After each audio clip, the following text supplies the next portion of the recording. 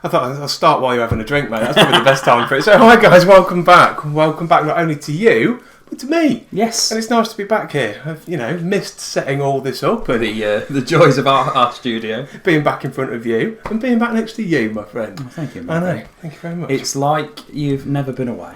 Oh, thank you. Yeah. How was your holiday? You did that as a Yeah, I second did drink that on deliberately. purpose.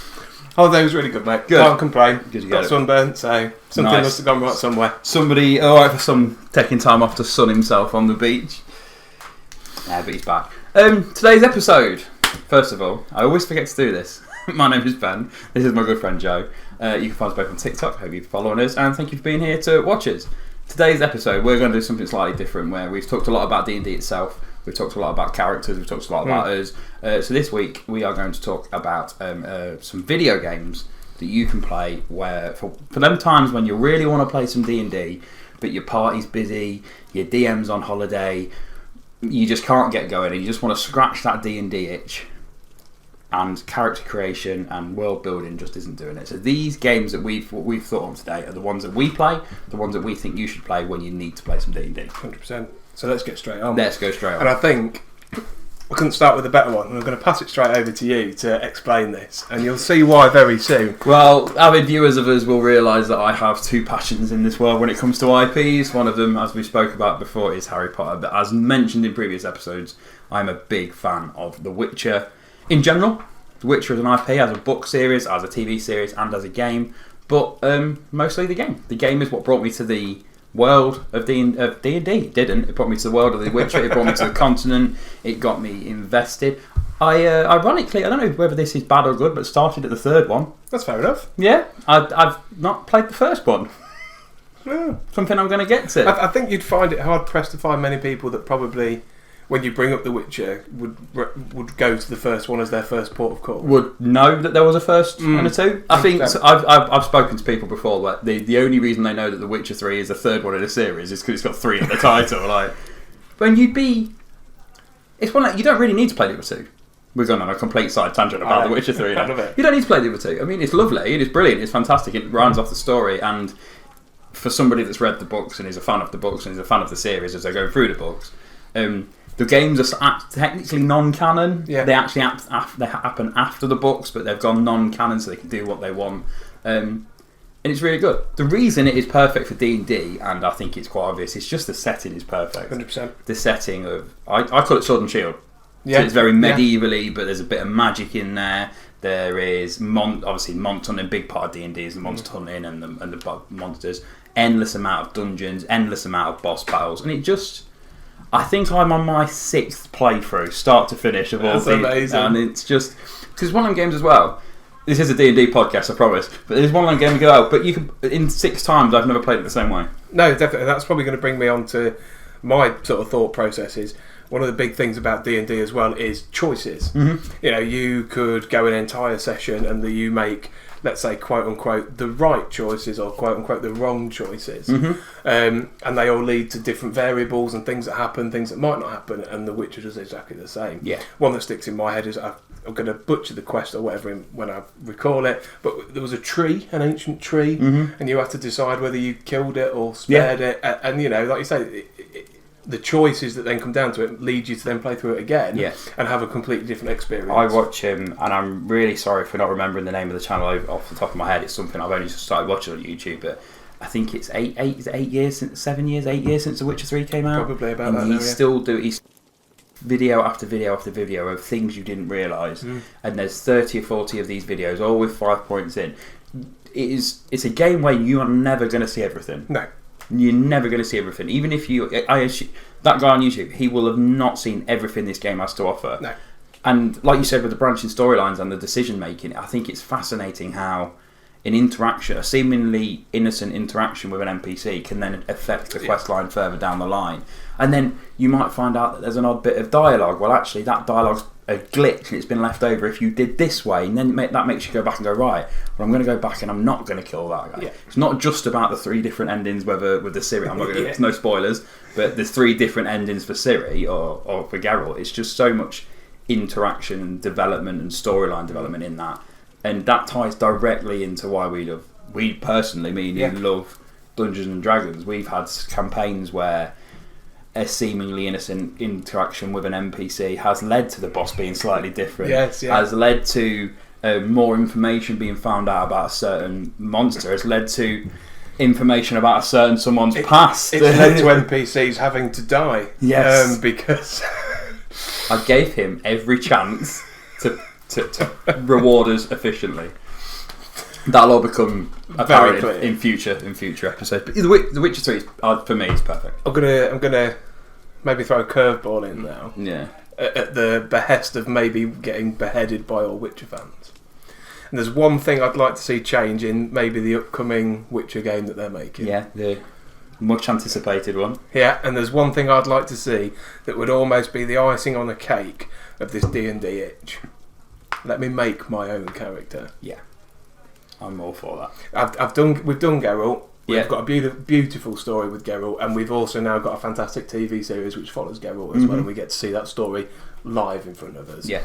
So now give me the opportunity, and I don't just mean let me make a Witcher necessarily, or a human.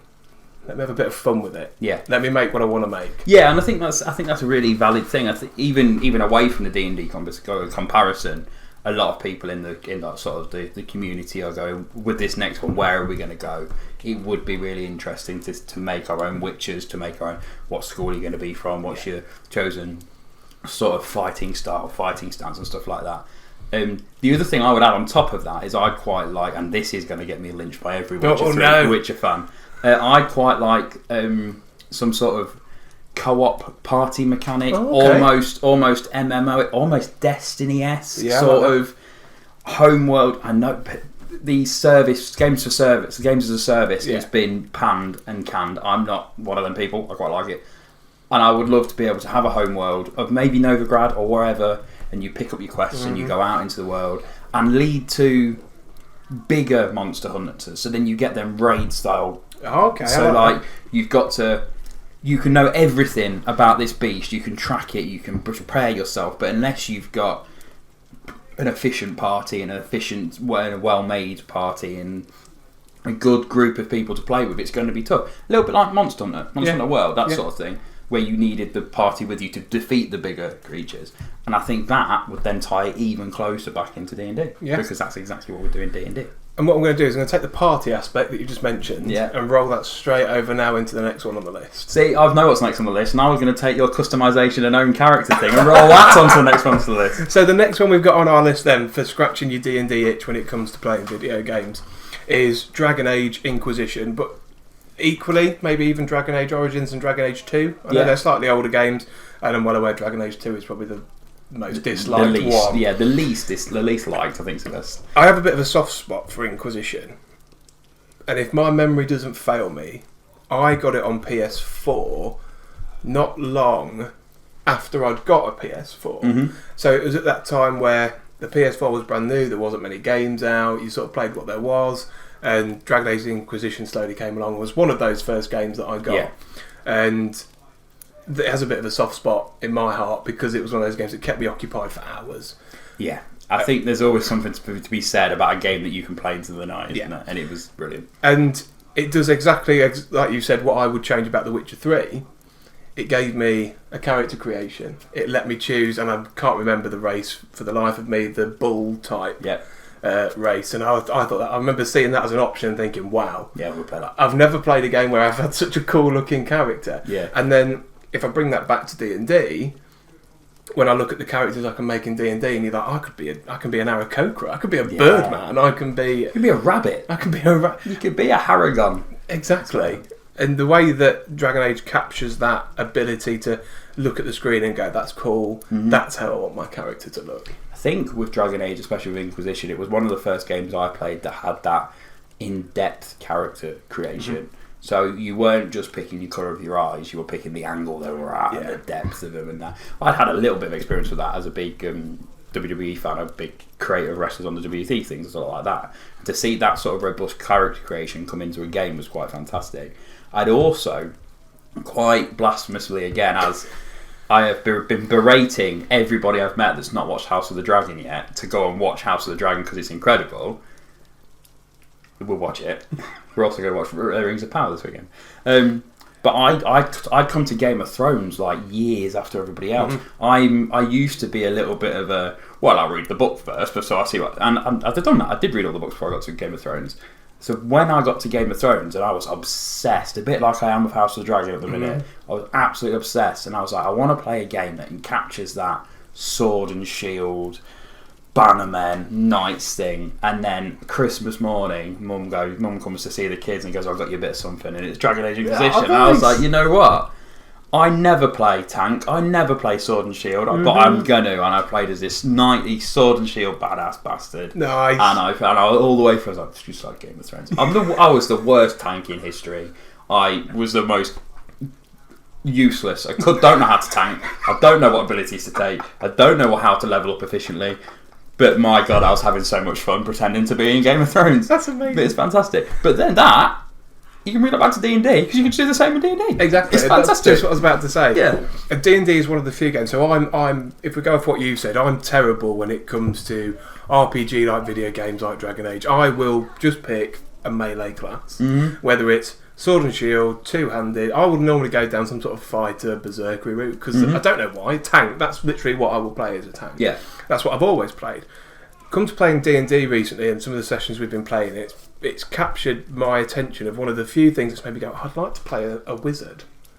I'd like to do someone that's throwing spells and doing healing, and then when I go back to playing games like Dragon Age, I'm now more open, thinking, actually, I'm going to play a wizard. I'm going to play something that's slightly different. I think playing D&D, now obviously people have been playing D&D for the 40, 50 years it's been out.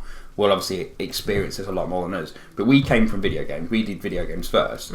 So, but I think having played D&D and spent hours over leveling efficiently, making sure when you're multi-classing it ties in together properly, picking the spells and the feats and the traits that work together, making that almost... And we don't metagame. We don't play to make really efficient characters. No. But we would like them to be effective and productive. Having that mentality of doing that, when you come back to a game like this... Like I've actually recently started playing a game we're going to talk about in a minute. The leveling system and seeing that character develop into a more secure, effective thing is there because I played D&D. Yes. Because I spend hours poring over over character sheets. The same sort of mindset and principles are applied. So playing D&D has made me a better RPG player. Yeah, I would. Or a more effort. Putting more effort into my RPG play, but I might still not be that great of a player. I would wholeheartedly agree with that sort of idea, that looking at your D&D character, thinking, because your D&D character, it's not like a video game where your character dies, you respawn, or you go back to a checkpoint, you load your last save. D&D characters don't do that. No. D&D characters die, and they're gone. Full stop. Unless, of course, and the people that were here last week, as in our one-shot session, somebody manages to talk to their deity and he grants them a wish, and they come back from the dead. Lloyd. But with that, with that mentality of D&D being, this is my character, and there's we experienced it a couple of weeks ago. My character started taking quite a lot of damage, which he hadn't done. And I, in the back of my mind, had this voice going, he's going to die. You start panicking, don't you? You're going to lose him.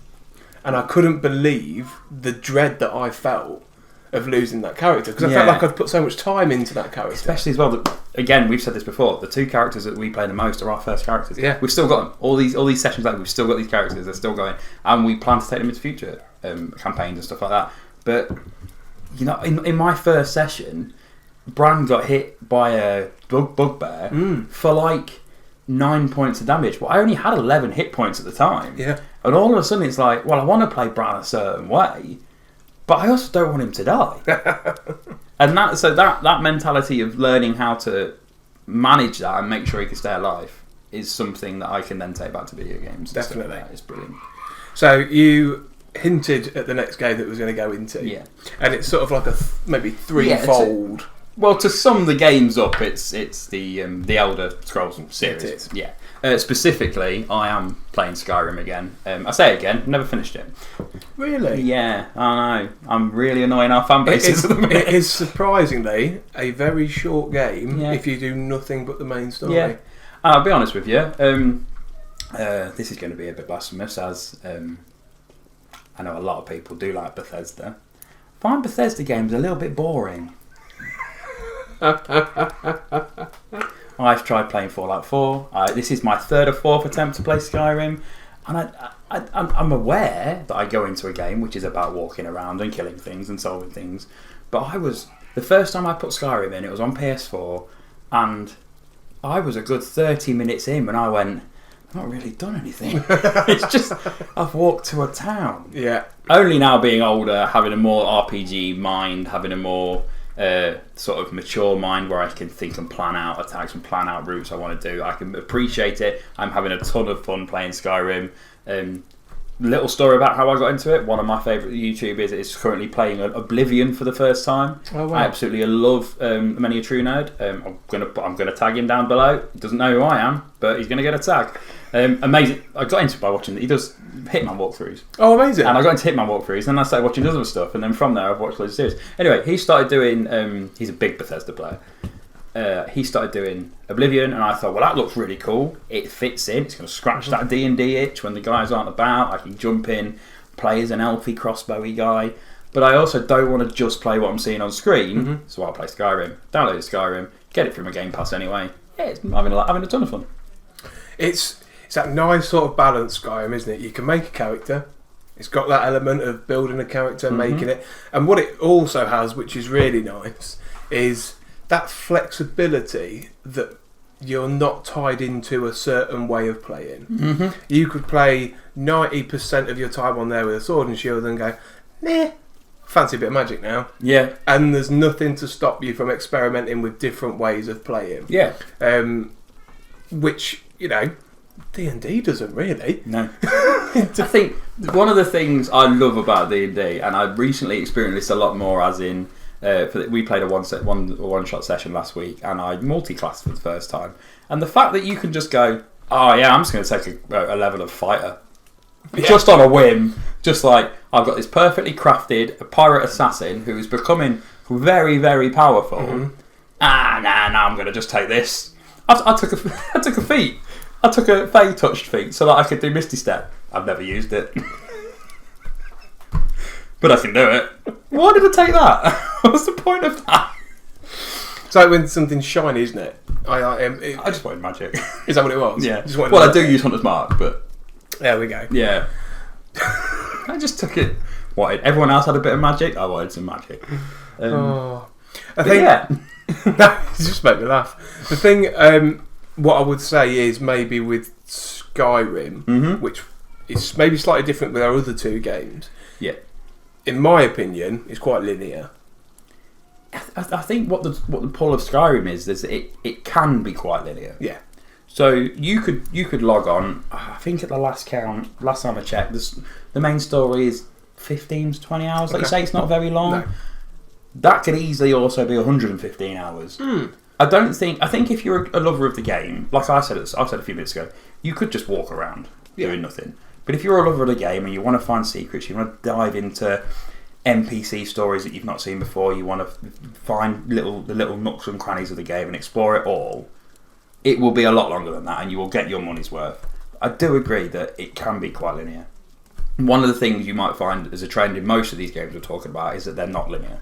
Yeah. And I think that's a big selling point of all of them, because in D&D it's not linear. That's the point of D&D. Exactly. Is the party makes decisions which leads and develops a story, develops the world, develops the campaign based on what the DM is saying.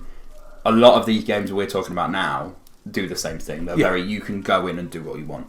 The one thing I'll say about Skyrim, which is a bonus, and it's a little bit extra work, but it comes down to the homebrewy aspect of D&D. Okay. So you can mod the crap out of it. Yeah, you can. You can mod I don't think I've ever seen a game as moddable than that. In fact, I think it's Skyrim that our DM Lloyd broke on PS4 because it was modded so much that it wouldn't, it would load and he would go through a door and the game would go, yeah, no, I can't load that. Don't get me wrong, I know we've got PS5 now, but PS4s aren't small, they're not unpowerful machines, are they?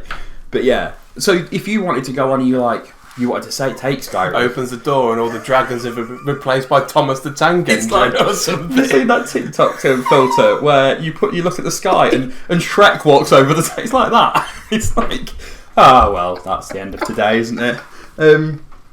But yeah, tying into the homebrew stuff, the mods. Honestly, there's a mod for anything. You can think of anything.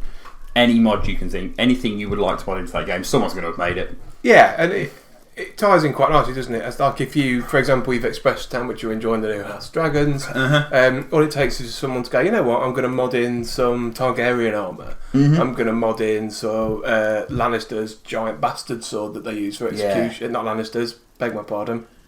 The Starks? Yeah, that's the one. Ice? Yeah. Yeah, you got melted down, don't exist anymore. No, you know what I meant though.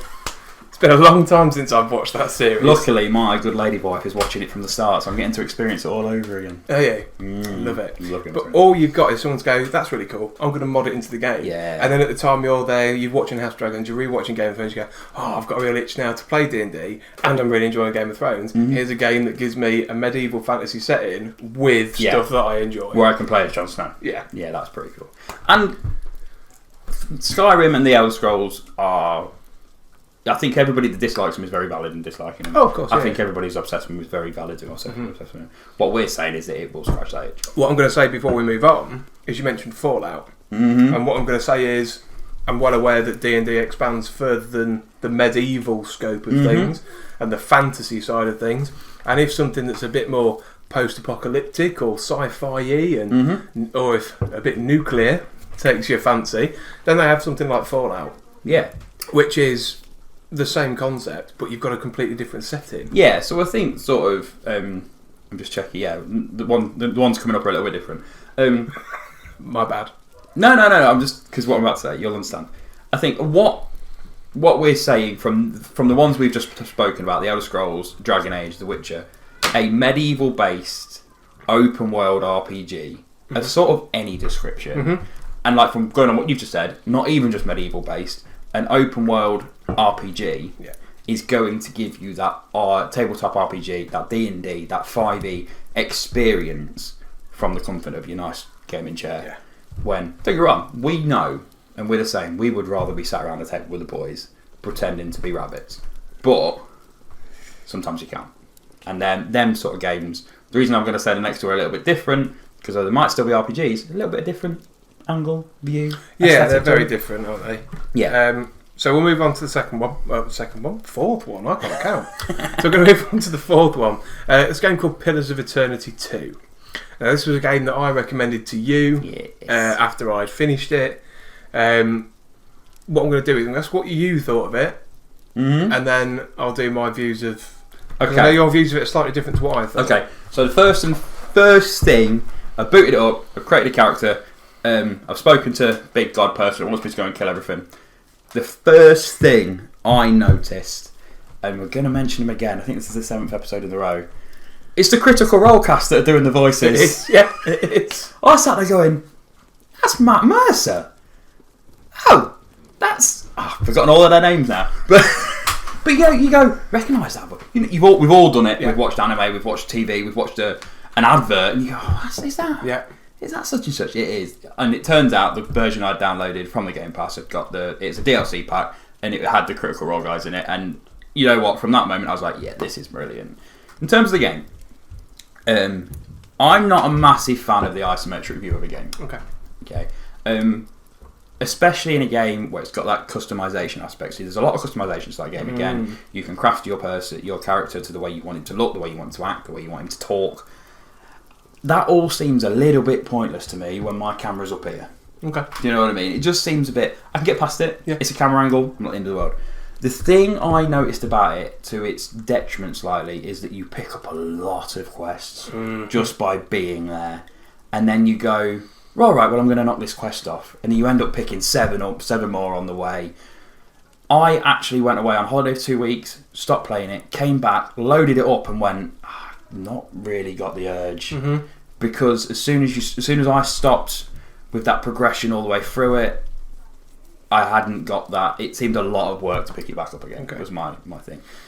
Go on. No, what I was going to say is so I booted it up, and I might be wrong, and please do post in the comments if I am. I'm only human. I think if memory serves me right, it is actually based in the D&D world. I did not know that. As far as I'm aware, it is based in the D&D world, and all the locations and stuff that you can find in different D&D books, Amazing things like that. So booted it up, This was before we got into playing D&D. But I think it was at the time when we were talking about it and we were getting ready. I think we were trying to find a party at the time, weren't we? Loaded it up, made my character, started looking at all the skill trees and these amazing things. It was like, yeah, you can multi-class, but if you multi-class, you'll never reach your full potential in either class and things like that. Which is a D&D thing. Exactly. It was like, you'll never reach your full potential. I was like, weighing up whether I wanted to do that or just stick with one. I don't mind isometric stuff. It's okay. I don't mind the turn-based side of it. But I do agree. It got to a point where there was a lot of quests, a lot of things that it just sort of gave to you to do. It isn't a game that holds your hand. It is a very, what I would, if I can say, hardcore in that sense. Not that it's necessarily hard, but there's no hand holding. Yeah. There's no. It does pretty much just drop you in the world and go. And it expects maybe you have some D&D knowledge. I found that some of the times I was completing a quest I didn't know I picked up. Yeah. Or I was completing a quest by chance. I was sailing my ship, ran into the guy that I happened to be hunting. I had no plan to it, no thing to it. It just happened to be there. Bonus to it, it was a pirate themed game. I will play every pirate themed game, if they're not on mobile anyway. The thing is with it was kind of the game for me just sort of ended up getting bigger and bigger and bigger and more exciting. So you start off on that island, you do your bits, then you get your ship, and then you can start sailing your ship. If you play it long enough and play it right, you can actually form your own fleet. And they can go off and do different things, and then you can all do big fleet battles. Yeah. The thing that got me was, and I did eventually finish it, there is a big difficulty spike. Oh, really? See, I didn't get that far in. You get to a point, I would say maybe a quarter of the way through. Oh, really? And the game then kind of says to you, cool, that was almost like a practice, a tutorial for you to see how everything works, and then everything becomes really difficult. What the idea, I assume, of it is, I'm not going to call it padding, but to that aspect is, we're going to make the game now quite difficult, go and do loads of stuff, explore the world, make the most of it, and then come back and do some story. Then the next bit of story is going to be hard. Go do some more stuff. See, I'm not really against that as a way to encourage exploration in a game, encourage investment in a game, because I know that some people will go see that and go, I can't bother. The grind, you either love the grind or you don't. I do, but I don't think that is a problem. It sounds like I disliked the game. I didn't. I quite liked the game. It was good. I got past my fear of the isometric view. It like you say, it just seemed to drop you in and go on then. Yeah. And at this point, we hadn't played D&D. No. So I had no knowledge of it. I came to sit down at my first session for D&D, and the abilities were different. I will admit the stat trees and the skill trees on that game were scary. There was a lot, and it's like maybe a more devoted gamer, somebody that's got the time and the effort to learn a game like that, would relish in it. For me, I didn't have the time or the energy to put something into that. No, definitely. And I think if you're a big D&D player and you have a lot of knowledge, a lot of understanding, and then somebody said, here's a game, try it, you'd be able to transfer a lot of it across. And so I don't know if part of it was my fault of not knowing as much. So to me it was new and scary. Yeah. Whereas if I maybe went back to it, let's say in a couple of months after we've done loads more sessions, I've understood a lot more about D&D itself, maybe parts of it that scared me before, I'd be able to go, that's that. And now that's that. Oh yeah, that's how that works, because that's on my other character that I've got in the session. And so I would say that will probably scratch your D&D itch if you really want some sort of pure. Yeah, it's probably one of the closest things you can get to someone just picking up the D&D stuff and slamming it into your console. It's almost like being a DM without being a DM, because you can't control the story. I like that. You can't control the world. I like that. But you've got to control. There's a party and there's management and there's, I want this guy to do this. I'm going to get this guy to do this. I need to do this on my ship. I need my crew to be better. There's a lot of plates in the air, to use that terrible analogy. Which is the skills you have to have as a DM, but obviously you haven't got control over the story, you haven't control over the world and stuff like that. So it gives you it emphasizes, it picks up on your skills as a DM while you get to be a player. I like that. Yeah, so I like that. That might be the drink. That's really good. So not only are you scratching necessarily sometimes maybe a D&D itch as a player, but it also maybe gives you an opportunity as a DM to have some sort of control over it as well. Yeah, I like that. On that note then, before we move on, I'll say probably everything that this is probably something I don't need to say out loud, but all these games that we talk about, one thing they also are really good for, if you are playing D&D, or maybe if you are a DM, getting some ideas. Inspiration. Ideas. There's a famous, I don't know who the quote's from, so I apologise if it's you. I apologise if you know and I've got it wrong. And the person who told me this quote was our lovely DM who we mentioned earlier, Lloyd. There are no new ideas. Especially on the internet. Yeah. Everything is inspired by, based on, attribute to, even if you don't know it, something else. So like I've given you snippets of the world I'm creating for a future campaign, heavily inspired by Pirates of the Caribbean and Black Sails and stuff like that. So to your point, you're sitting there, you've got a DM session, you've got your DM in later that week, you think, gonna want to skew them off track a bit, I don't know what to do. If you're sat there, you're playing Pillars of Eternity 2, you got quite a nice quest thing, you might actually, I could take the skeleton of this, I can apply it to something else.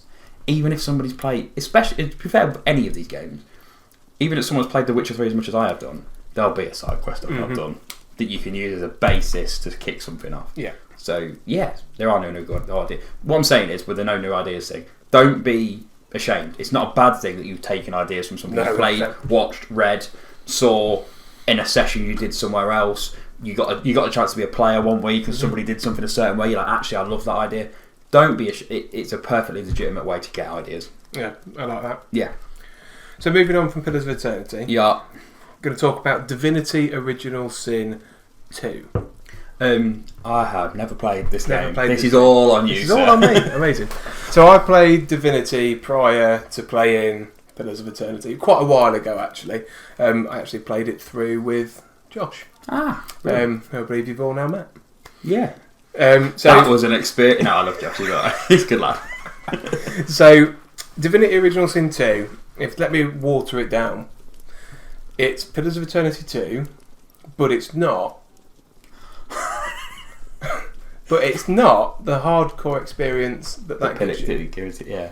So Divinity Original Sin is the same concept. It's isometric. You can make a character, so you can choose from, I think, 4 pre-made characters who all have their own story within the game. Okay. So if you pick one of these characters, there will be a storyline in the game, quests for that character to follow to reach it that are separate to the main story. Or you can custom make a character from the available races, or you can take any of the races and make them undead. And play that way, which comes with different gameplay aspects. So if you're playing as undead within this world, people fear them. People don't like them, so you have to constantly keep your face covered. Okay. With a hood, or you can even wear other people's faces and things like that. It's all That's very PG. It sounds awesome. But if you make a custom-made character, you can then form a party of the pre-made characters and still go on their quest lines with them. It's pretty cool. But as your own character. Yeah. So all those, you can't form a party of all the available pre-made characters, so there must be more than 4. I'm probably missing a couple off. So you can form a party of a few of them and still complete their individual quest lines alongside the main story. It's all there. The classes are there. The multi-classing is there. All the way from, I think they have a class called Inquisitor, which is like a mix between a cleric that uses dark magic and a fighter. Lovely. So all of that stuff's there. You can choose from how you want to start the game is completely different to how you may finish it. But to me, it's a much more accessible version of Pillars of Eternity 2. All the story aspects are there, choices, decisions, implications of talking to someone and telling them to get lost, and then that person coming to find you with their gang of thieves half an hour later. It is a fantastic game. And even more so, probably slightly better than Pillars of Eternity 2, is that you can play it with friends. Oh, D&D friends. I love a card game. Yeah. I love a card game. Don't get me wrong, sometimes sometimes you don't want to play co-op and you just want to sit on your own shooting things. But it's always better when you play. A part of the D&D experience is you play with friends. Mm-hmm. So a game that brings that in is going to add that experience and scratch that social itch that you'll get from D&D. Mm-hmm. Yeah. I can't really comment on it. I've not played it. No, I'm thinking that it can almost do that. It is almost like if someone picks up D&D and has just slammed it into whatever you're playing on. But even more so, you can get a couple of guys to download it, and you can all make your own characters, form a party, bang. Yeah. It's very close. It's probably one of the closest things, alongside Pillars of Eternity, to a digital session. Yes. Or a video game session. So when you play with your friends, like, for example, if we were playing together and I can't jump in, can you then carry on your own on it? Yeah. Oh, that's fantastic. Yeah, so let's say we make a party of 4, you guys can't be on one night, but the other 3 of us can. Mm-hmm. We all jump in and then we assign your character to one of the other players. Brilliant. So they take control of their character and your character as well. I like that. I remember a while ago, me and a friend of ours were playing Far Cry 5 together. Amazing game. Not on this list, but I'm going to talk about it anyway. Anyway, the Maverick. My point being is that we both had it on. We used to do this session every week on Saturday night. You bring his PlayStation around to mine, and we'd sit there, and we'd not LAN party, but it'd be sort of like a LAN party. We were playing Far Cry 5, and he went, "Oh, I'll jump onto yours, and we'll co-op there." And we did it, and we went through, and we did 80% of the game that night. Not everything, but storyline wise, we worked our way through it. And then went to bed. Next morning, put it back on, and I went, "Oh, I'll jump to yours this time." And as he loaded it up, he had got his weapons, he had got his leveling, and he had got everything, apart from it was at the beginning of the story. It didn't save for him. I was at the end. I'd done. So we ended up jumping back onto mine, finishing it, and then in his own time he got it. We got the platinum. It was my first ever platinum on PlayStation. That was. But I hated it. I hated the fact that we put that much time and effort in and it just didn't translate to his save. So that being the fact that you can do that on that one is fantastic. Yeah, so it would be just someone that's in charge of the general save. Whoever's the host will have the save. Yeah. Then people just drop in and out of the session as they need to. Which is fantastic. And almost similar to like if people can't make to our D&D sessions, we have a very... I love it. I wouldn't say forgiving, but that's probably not the right word. A very, I'm going to say he's quite forgiving, quite generous RDM. He's not saying, no, if you can't make it, you're not playing. He's got a nice system where if you can't make it, your character just sort of phases out of reality. He calls it Thanos snapping. He does. And no one in the game, apart from Bran, knows what's going on. And I don't know what's going on, I just know that they're in and out, but it's good. But it's a nice way to do it. It is. The next couple of games we're going to talk about are slightly different. I'd like to think that the ones we spoke about previously are, I don't want to use the word hardcore again, but they're slightly more tailored towards a more simulation-y D&D experience. I think they're more traditional choices. Yeah. The ones we're going to talk about now, we are aware that this episode's a bit longer than the others. We're going to go through them as fast as we can. Bit slightly out of left field is what I just described these as. One of them especially, people are going to go, no, but if you listen to us and explain it, I'll explain why I picked that one. So I'm going to start with the Elden Soulsborne Ring franchise, as it's probably now aptly named. If anybody knows the collective term for the Soulsballs game, Soulsballs? Soulsborne games, now that they've got Elden Ring in them as well, please let us know in the comments, because we can't work it out. He's going to be laughing at Soulsballs for the next 5 minutes now. So... That's going on the merch list. I like that. That's good. Getting in contact with From Software for that. I've had an idea for a game. So although the collective games, whether it's Dark Souls 1, 2, 3, whether it's Bloodborne, whether it's Sekiro, and whether it's Elden Ring, those 3 games are all set in different RPG fantasy eras. So obviously you've got the sort of dark fantasy medieval of the Souls. You've got the dark steampunk setting of Bloodborne. You've got the samurai shinobi setting of Sekiro. Yeah. Then you've got again high fantasy, dark fantasy, Elden Ring. Absolutely. It's going to scratch that nice itch that maybe you've got if you're playing any of those sort of settings within your campaign, and it's going to give you. Well, what is Souls games? It's kind of boss hunting in a way. Yeah, so a big part of again, I'm guilty. I'm not a massive player of the Soulsborne games. I just never have. You know what I mean? I think I tried Dark Souls, struggled, and thought I don't care enough to get angry about failing at this. I was like, traded it back in, got a game that I loved. But from what I understand, a big part of it is the big boss fights and the big boss battles and the epic ones that got different abilities, different things and that. And that is exactly, for me anyway, what D&D is. Yeah. Lead into that big boss battle, lead into that amazing turn where you do all that sort of damage and you figure out the hack or whatever you want to call to get through it. And that's what, for me, D&D is. And from what I understand, that's what happens in these games. So there's nothing worse than when I've played any of these games, and I'm guilty. I've only not finished one of them, and that's the first one. I've never finished Dark Souls 1. Okay. Everything else, fine. Yeah. I'm just not. So you're almost perfect. Yeah, I'm just perfect. I'm just not ready to go back and try Dark Souls 1 again yet. One of the things is for me that sort of reminds me of our D&D experience in the party is when you come up to a certain boss in a Souls game, and you may be roughly the right level.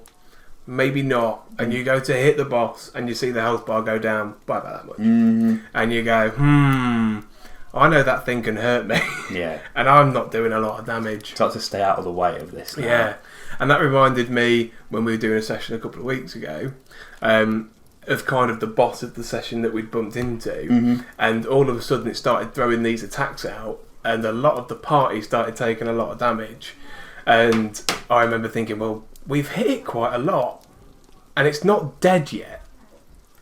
Yeah.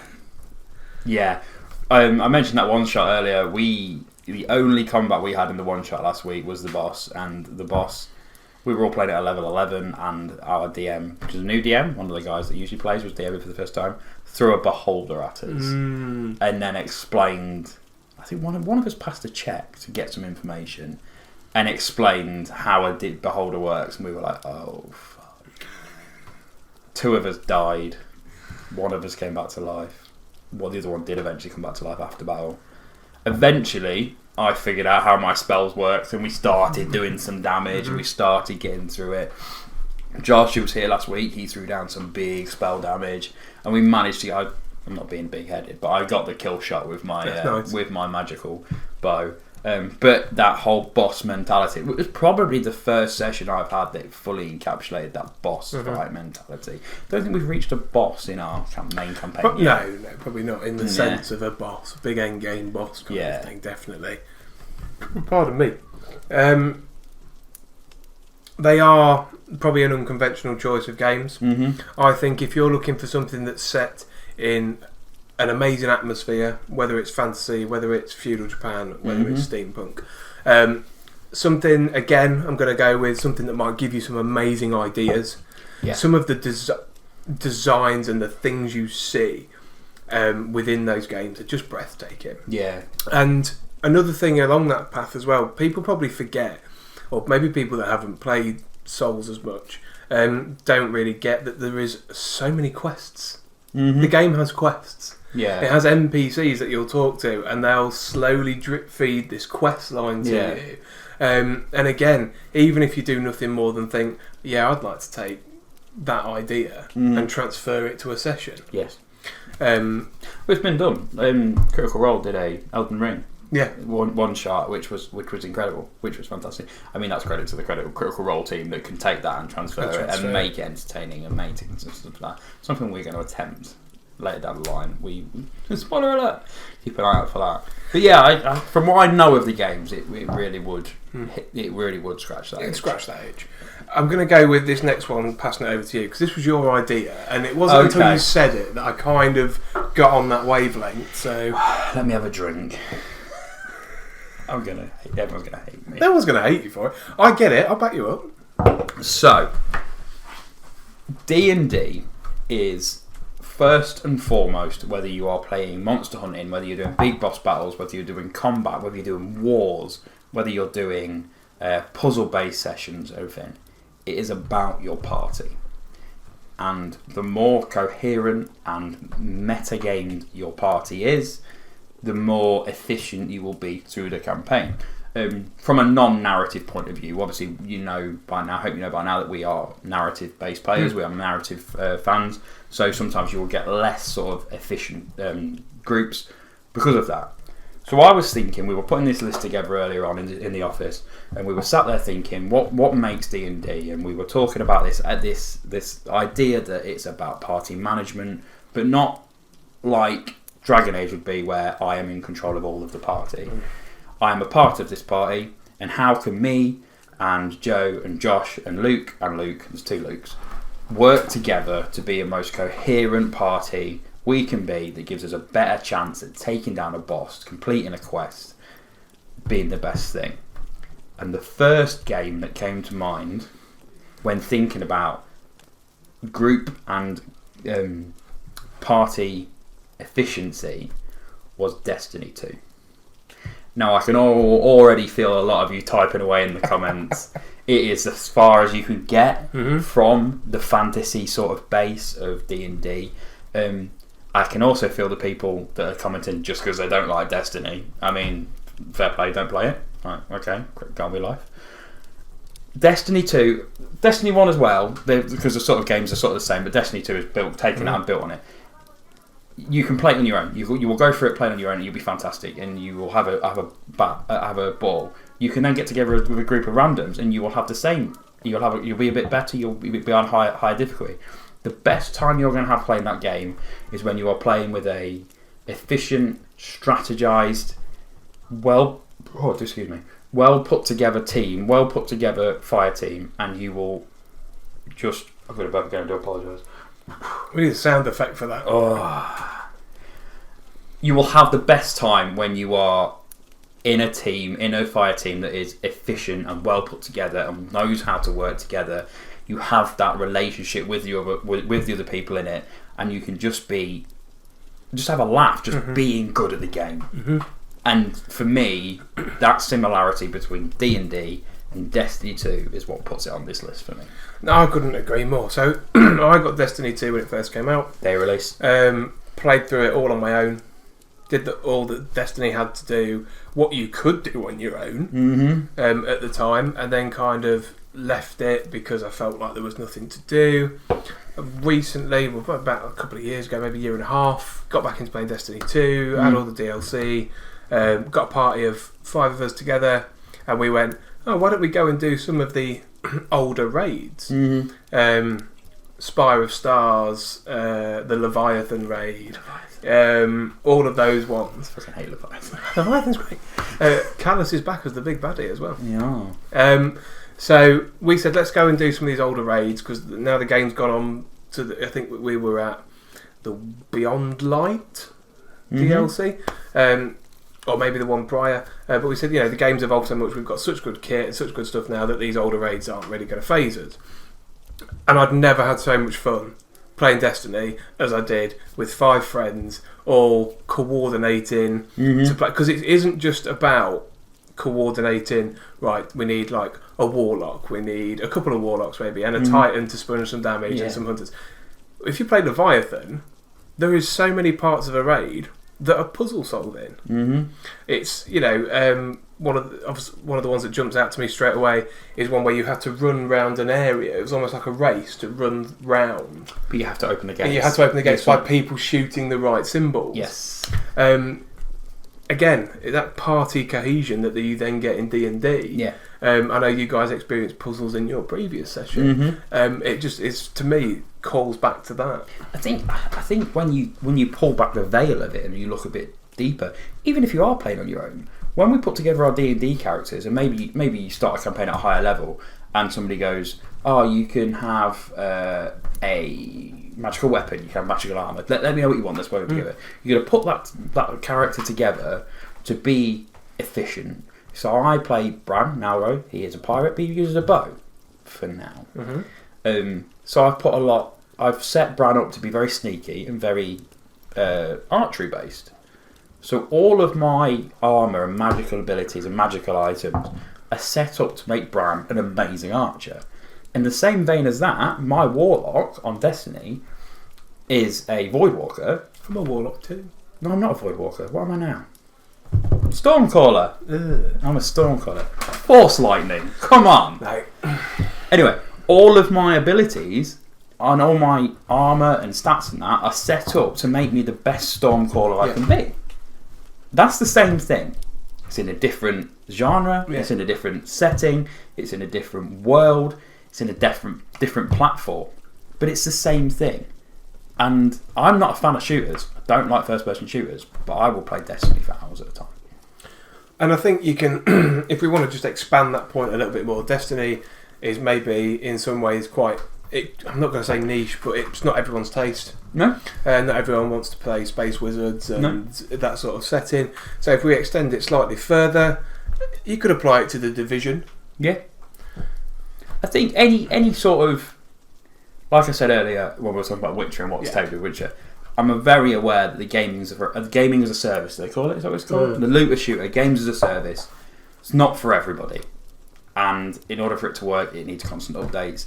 I like the season. I like the season. Yeah, I do. Like them. I like the seasons. There's nothing worse in a game where you put 20, 40, 60, 80, 100 hours into a game and you finish it and you've got an amazing character. Mm-hmm. He's got this weapon, that bit of armour, he's absolutely put together, and you get to the end of the game and you fire that last shot and it kills the boss, and then that's that. Yeah.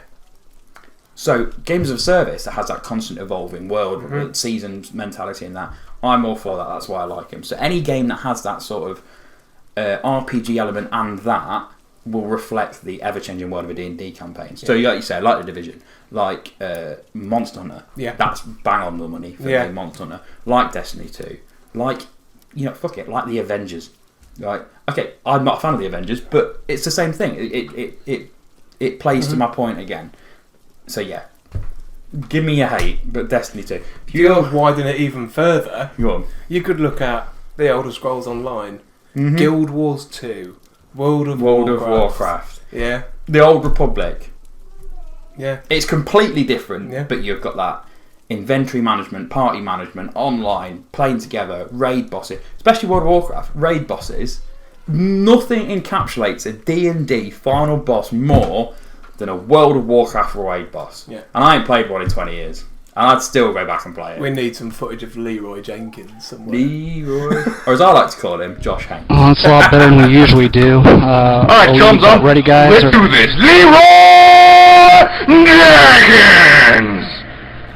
Oh my god, he just ran in. That's going to be our list for today. I know we've kept you a bit longer than usual, but we put a lot of thought into this one. We were quite passionate. I just wanted to make the most of being back. Yeah, That's all it was. Our viewer attention's either gone way up or way down, hasn't it? Thank you for watching, guys. Thank you for spending your evening with us. We do appreciate it. If you could look for us on TikTok, that would be incredible. We're going to put some clips of this out there. Get it shared about. If you are interested in being our Creator Spotlight, please do get in touch. Like I said in many a TikTok, many an episode, we don't care if you've got 4 million viewers, you've got 4 viewers. If you're passionate about your content, you're passionate about D&D, and at the minute you are in the UK, please get in touch and we get you in that Creator Spotlight. And we want to shine a spotlight on you as much as you want the spotlight shined on you. Yeah. Brilliant. Thanks a lot, guys. Take it easy.